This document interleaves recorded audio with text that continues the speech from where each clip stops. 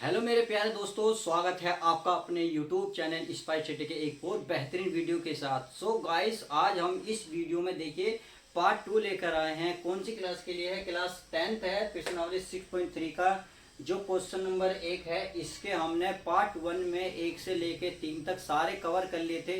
अब जो है क्वेश्चन नंबर 4 से 5 6 यानी कि 1 के जितने पार्ट लिए हैं हमने वो कवर कर लिया है। तो चलिए वीडियो की धमाकेदार शुरुआत करते हैं। बहुत ही मजा आएगा यदि आप वीडियो को लास्ट तक देखते हैं। तो क्वेश्चन नंबर पहले का ही फिर देखते हैं।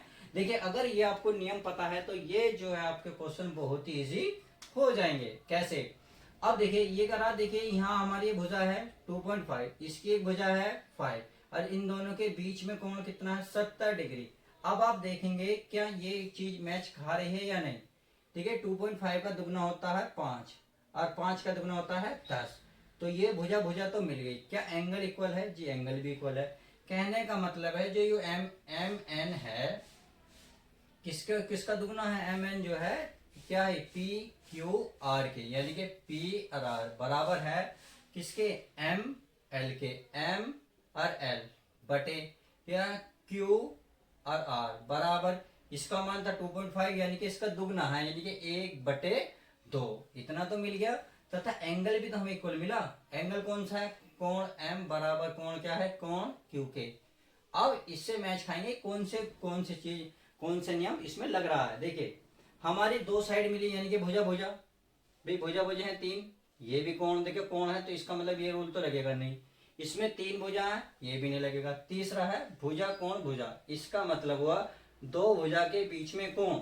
अब देखो, दो भुजा के बीच में कोण, दो भुजा के बीच में कोण, इसका मतलब ये वाला नियम लग रहा है। तो इस नियम के आधार पर आप ये कह सकते हैं जो त्रिभुज है हमारा, त्रिभुज एम एन एल समरूप होगा त्रिभुज पी क्यू आर के। और यही हमसे पूछ रहा है कि कौन कौन से समरूप हैं।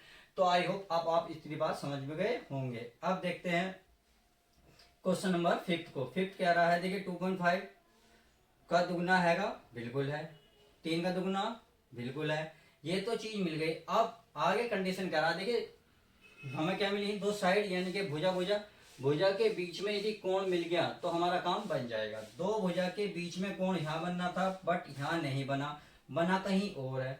इसमें तो दिख रहा है आपको कि बीच में है, परंतु इन दोनों के बीच में नहीं है। इसका मतलब है जो सामने त्रिभुज है वे आप क्या इस नियम को फॉलो नहीं करते। जब नियम को फॉलो नहीं करते तो जो सामने त्रिभुज है वे समरूप नहीं है। तो आप लिख सकते हैं चूंकि त्रिभुज ए बी सी क्या बराबर नहीं है त्रिभुज डी ई एफ के। तो इसलिए क्या त्रिभुज, या इसलिए दिए गए